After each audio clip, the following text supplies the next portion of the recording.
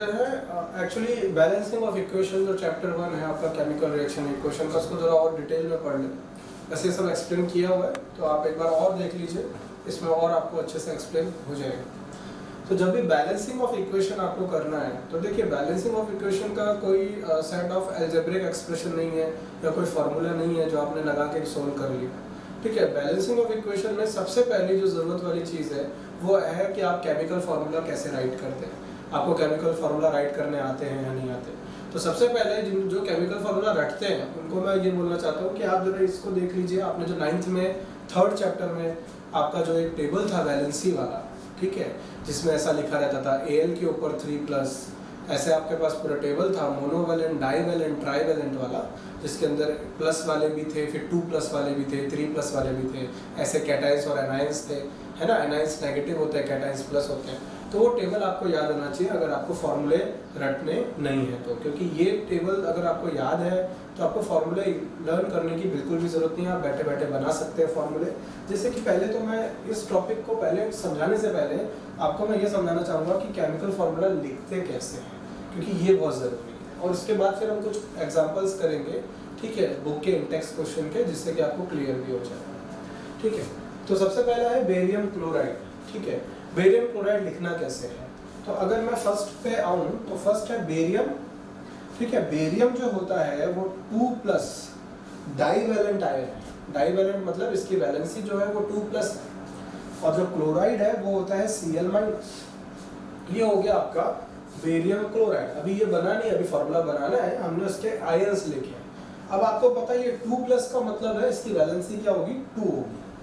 और ये Cl के ऊपर माइनस का जो मतलब है इसकी वैलेंसी 1 होगी। माइनस लेने की जरूरत नहीं है, क्योंकि जब प्लस और माइनस क्रॉस होते हैं तो जो प्रोडक्ट बनता है वो न्यूट्रल होता है। कोई भी कंपाउंड पे कोई चार्ज नहीं होता। कोई कंपाउंड है जैसे कि आपका CuSO4, ZnSO4, इन पे कोई चार्ज नहीं होता, ये न्यूट्रल कंपाउंड होते हैं क्योंकि ये कैटायन और एनायन से मिल के बनते हैं। तो जब आप ये ऐसे जाएंगे, इसको क्रॉस करेंगे, मतलब Ba बेरियम का जो आयन है वो 1 से मल्टीप्लाई होगा तो क्या देगा, बेरियम, और Cl × 2 होगा तो क्या बनेगा, BaCl। ठीक है, तो ये किसका एग्जांपल हो गया, ये हो गया आपका बेरियम क्लोराइड का। ठीक है, अब हम सेकंड पे चलते हैं। ठीक है, तो सेकंड में क्या करना है, सेकंड में है बेरियम सल्फेट। बेरियम तो आपने अभी देखा ही है, बेरियम होता है 2+ और सल्फेट होता है SO4 जिसके ऊपर होता है 2-। ये सभी आपको क्लास 9 की टेक्स्ट बुक में 3rd चैप्टर में मिल जाएगा। ये पूरा टेबल दिया हुआ है। तो इसकी वैलेंसी 2 और इसकी वैलेंसी 2-।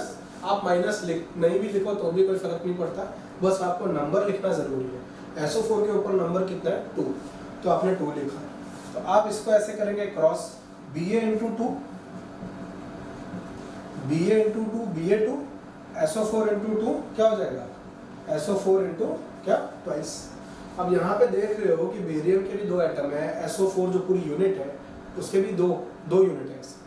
तो इसको अगर हम सिंपल होल नंबर रेशियो में लिखें, सिंपल होल नंबर रेशियो में मतलब अगर इसको मैं 2 से डिवाइड कर दूं तो ये हो जाएगा आपका BaSO4, क्योंकि 2 Ba है, उसको 2 से डिवाइड करोगे तो 1 Ba बचेगा। SO4 भी 2 है तो 2 से डिवाइड करोगे तो 1 SO4 बचेगा। तो ये बनता है बेरियम सल्फेट। ये सब मैं इसलिए लिख पा रहा हूँ ताकि आपको जितनी भी बुक्स के फॉर्मूले मतलब मोस्टली कवर हो गए इसी के अंदर। ठीक है, तो अब हम सेकंड पे आते हैं। ठीक है, अब सेकंड पे थर्ड क्वेश्चन, आपका थर्ड ऑप्शन क्या है, एल्यूमिनियम सल्फेट। एल्यूमिनियम जो होता है वो होता है Al3+। ये ट्राईवैलेंट है, ट्राई मतलब 3 है ना, तो ट्राईवैलेंट है। और सल्फेट का आपको पता है ये क्या होता है, SO4 2-। ठीक है, तो एल्यूमिनियम जो है वो क्या है, उसकी वैलेंसी क्या आएगी, 3, और SO4 2- की वैलेंसी आएगी 2। तो इसको आप क्रॉस करेंगे, है ना, तो ये क्या हो जाएगा, Al × 2, तो ये हो जाएगा Al2, क्लियर। और ये है SO4 × 3, तो ये हो जाएगा SO4 क्या, 3। तो ये बना आपका क्या, एल्यूमिनियम सल्फेट।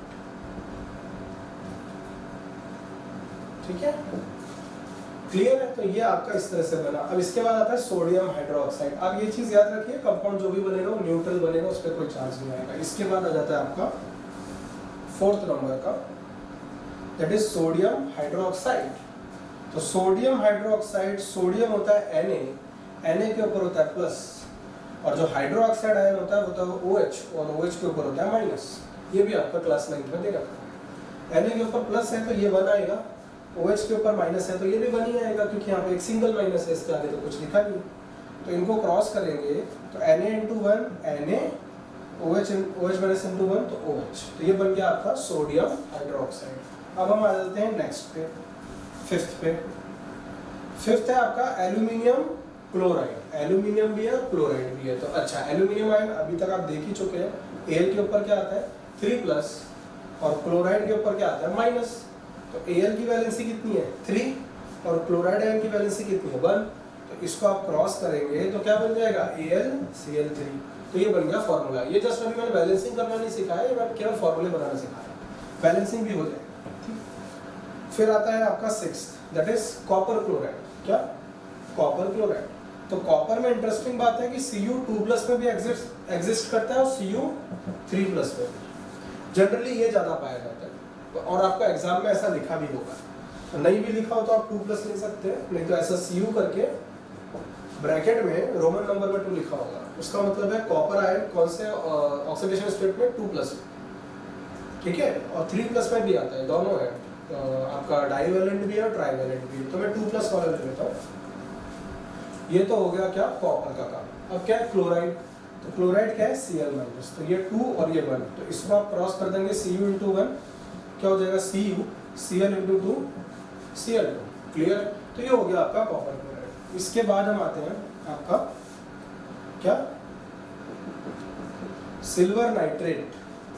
सिल्वर नाइट्रेट का मतलब है सिल्वर होता है Ag के ऊपर होता है प्लस का साइन और नाइट्रेट होता है वो होता है NO3, उसके ऊपर एक सिंगल माइनस होता है। इसमें सिंगल प्लस, उसमें सिंगल माइनस। ये सिल्वर और ये नाइट्रेट, तो ये 1 ये भी 1, इसको क्रॉस करेंगे तो ये बन जाएगा AgNO3, क्लियर है। तो ये आपका बना सिल्वर नाइट्रेट, ओके।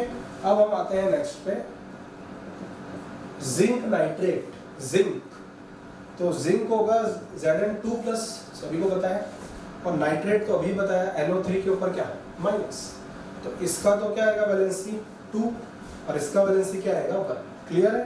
तो ये हो जाएगा Zn इंटू 1, तो क्या आएगा Zn NO3 इंटू 2, तो NO3 होल क्या हो जाएगा ट्वाइस,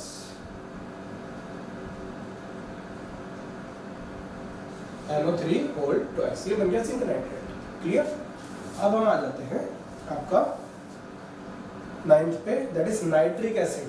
अब नाइट्रिक एसिड होता है हाइड्रोजन और नाइट्रेट आयन का प्रोडक्ट, ठीक है। नाइट्रिक एसिड जो बनता है वो H+ और NO3- से बनता है। तो इसकी वैलेंसी 1, इसकी भी 1, ये क्रॉस करोगे तो क्या बनेगा HNO3, क्लियर है। ये हो गया आपका नाइट्रिक एसिड। ये हाइड्रोजन आयन और ये नाइट्रेट आयन, इससे बनेगा नाइट्रिक एसिड। फिर आते हैं कैल्शियम हाइड्रोक्साइड पे। तो कैल्शियम जो होता है वो डाईवैलेंट होता है, Ca के ऊपर क्या आएगा 2+, और हाइड्रोक्साइड एक और जगह पड़ा था यहाँ पे, याद है, तो वो क्या था OH-। तो इसकी वैलेंसी 2, इसकी वैलेंसी 1, तो ये इससे मल्टीप्लाई और ये इससे, Ca into 1 Ca, OH into 2, ये हो जाएगा OH होल ट्वाइस, क्लियर। अब नेक्स्ट पे आ जाते हैं लास्ट वाले पे, that is zinc carbonate, that is 11th।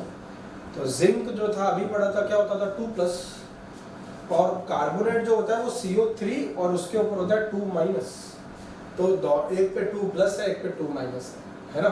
तो इसकी वैलेंसी भी 2, इसकी भी 2, तो ये इधर और ये इधर, ये हो जाएगा Zn इंटू 2, क्या हो जाएगा Zn इंटू 2, और ये हो जाएगा CO3 इंटू 2, CO3 इंटू 2। अब सिंपल सी बात है, अब क्या आएगा आपका, ये जो सिंपल होल नंबर रेशियो में करना होता है, तो बाई क्या कर सकता हूँ 2, तो जिंक कितने 2 ना, तो 2 से डिवाइड होगा तो कितना बचेगा 1, CO3 कितने 2, 2 से डिवाइड होगा तो कितना बचेगा 1, तो क्या आएगा ZnCO3। तो ये बन गया जिंक कार्बोनेट। तो सबसे पहले तो ये मैंने अभी बैलेंसिंग नहीं सिखाई, बैलेंसिंग में केवल लेफ्ट हैंड साइड और राइट हैंड साइड पे एटम्स इक्वल करने होते हैं एलिमेंट्स के, और इससे बस आपको क्या हेल्प मिल सकती है कि रिएक्शन में आपको कोई भी फॉर्मूले याद नहीं करने, आप 1-2 बार प्रैक्टिस कर लेंगे, आपके फॉर्मूले तैयार हो जाएंगे, कुछ आपको रटने की जरूरत नहीं, ठीक है। तो सबसे पहले तो ये रह गया। अब आ जाता हूँ मैं बैलेंसिंग पे। तो बैलेंसिंग पे सबसे पहला क्वेश्चन है इंटेक्स, जो आपका क्वेश्चन है इंटेक्स्ट का पेज नंबर 6 का क्वेश्चन, ठीक है। क्वेश्चन नंबर 2 का फर्स्ट, क्वेश्चन नंबर 2 का फर्स्ट जो क्वेश्चन है वो है hydrogen plus chlorine, hydrogen plus chlorine gives hydrogen chloride. तो यहाँ वो बता रहा है कि हाइड्रोजन और क्लोरीन रिएक्ट होके हाइड्रोजन क्लोराइड बना रहे हैं। अब हाइड्रोजन क्लोराइड बना रहे हैं तो अभी वही वाला है वैलेंसी वाला पार्ट, H प्लस और Cl क्या माइनस, हाइड्रोजन होता है H प्लस, क्लोराइड होता है Cl माइनस, 1 और 1 क्रॉस करोगे तो क्या आएगा HCl, ठीक है। अच्छा अब हाइड्रोजन, पहला क्वेश्चन ये आता है कि हाइड्रोजन H क्यों है, H2 भी लेते हैं हाइड्रोजन को, H क्यों नहीं लेते। तो सबसे पहले एक ही सिंपल उसका आंसर है, H2 is more stable compare to H, ठीक है। H2 बहुत ज़्यादा स्टेबल है और कोई भी कंपाउंड इस अर्थ पे या कोई भी एटम स्टेबिलिटी को अचीव करना चाहता है, इसलिए हाइड्रोजन दूसरे हाइड्रोजन के साथ बॉन्ड बनाता है। इसलिए जो हाइड्रोजन है वो नेचर में किस फॉर्म में मिलता है, H2, दैट इज गैस। और क्लोरीन भी किस फॉर्म में मिलता है, Cl2, क्योंकि single chlorine only Cl stable नहीं है। तो H2 प्लस Cl2 गैस आपका ये बनेगा HCl, है ना, हाइड्रोजन क्लोराइड। क्लियर है, हाइड्रोजन क्लोराइड। तो अब आप खुद देखिए, मैं जस्ट ज़्यादा कुछ इसमें करने की जरूरत नहीं है, एक LHS ले लीजिए, एक RHS ले लीजिए, है ना। यहाँ पे क्या है, हाइड्रोजन है, क्लोरीन है, यहाँ पे भी हाइड्रोजन और क्लोरीन है, क्योंकि कोई एटम वैनिश तो हो नहीं जाएगा, एटम्स तो सब रहेंगे, जो यहाँ रिएक्शन में पार्ट ले रहे हैं वो यहाँ पे भी होंगे, ठीक है। हाइड्रोजन के नीचे कितने लिखे 2, तो हाइड्रोजन के कितने एटम है 2, क्लोरीन कितने 2, यहाँ पे भी 2 है। और यहाँ पे हाइड्रोजन की मैं बात करूँ, हाइड्रोजन के ना आगे कुछ लिखा है ना नीचे कुछ लिखा है, ठीक है। तो यहाँ पे तो हाइड्रोजन कितना हुआ 1 और क्लोरीन भी कितना हुआ 1। तो आप देख रहे हैं यहाँ पे हाइड्रोजन 2 है, क्लोरीन 2 है, यहाँ पे हाइड्रोजन 1 है, यहाँ पे क्लोरीन 2 है, क्लोरीन 1 है। क्या करना चाहिए, इसको 2 बनाना चाहिए, तभी ये बैलेंस हो पाएगा। तो मैं कुछ नहीं करूँगा, यहाँ पे 2 करूँगा। अब इस 2 का क्या मतलब होता है, इस 2 का ये मतलब होता है कि हाइड्रोजन से भी मल्टीप्लाई हो रहा है, क्लोरीन से भी मल्टीप्लाई हो रहा है, और अगर कोई थर्ड भी एटम होता तो उससे भी ये 2 मल्टीप्लाई हो रहा होता। पर हाइड्रोजन क्लोराइड में तो 2 ही है, तो ये 2 जो है ये हाइड्रोजन से भी मल्टीप्लाई हो रहा है, क्लोरीन से भी हो रहा है। तो ये 2 रखने से क्या हो जाएगा, हाइड्रोजन भी 2 हो जाएंगे, क्लोरीन भी क्या हो जाएंगे 2 हो जाएंगे। समझ में आया क्या बोला। तो ये था आपका क्वेश्चन नंबर 2 का first part in text page, ठीक है 6 में। अब हम आ जाते हैं सेकंड वाले पार्ट पे, ठीक है। तो सेकंड वाला जो पार्ट है आपका क्वेश्चन 2 का सेकंड, वो है आपका barium chloride plus aluminium sulphate. अब जरूरत पड़ेगी आपको क्या, फॉर्मूलेस की, जो मैंने अभी बनाए थे थोड़ी देर पहले, है ना। तो barium chloride plus aluminium sulphate, वो बोल रहा है कि आ रहा है आपका बेरियम सल्फेट और साथ में मिल रहा है आपको एल्यूमिनियम क्लोराइड। तो ये जो अभी मैं पहले बता रहा था उसमें ये सब है। तो चलिए स्टार्ट करते हैं डायरेक्टली। आपको पता है बेरियम क्लोराइड होता है BaCl2, ये अभी फार्मूला बनाया था। एल्यूमिनियम सल्फेट क्या होता है, Al2SO4 का whole thrice. Barium sulphate BaSO4 और एल्यूमिनियम क्लोराइड AlCl3, ठीक है, क्लियर है। अब यहाँ पे हम स्टार्ट करते हैं इसका बैलेंसिंग करना, ठीक है। तो बैलेंसिंग करने के लिए सबसे पहले वही LHS और RHS रखेंगे, LHS और RHS रखेंगे, ठीक है। तो ये आपने LHS लिया और ये आपका RHS। यहाँ पे नंबर ऑफ आइटम्स खूब सारे हैं, बैलेंसिंग में टाइम भी लगेगा। बेरियम है, क्लोरीन है, एल्यूमिनियम है, सल्फर है और ऑक्सीजन है, अलग अलग है, ठीक है। सल्फर है और ऑक्सीजन है। यहाँ पे भी उसी पैटर्न में लिखिए, बेरियम, क्लोरीन, एल्यूमिनियम, सल्फर और आपका ऑक्सीजन। तो ये इसको बोलते हैं हिट एंड ट्राई।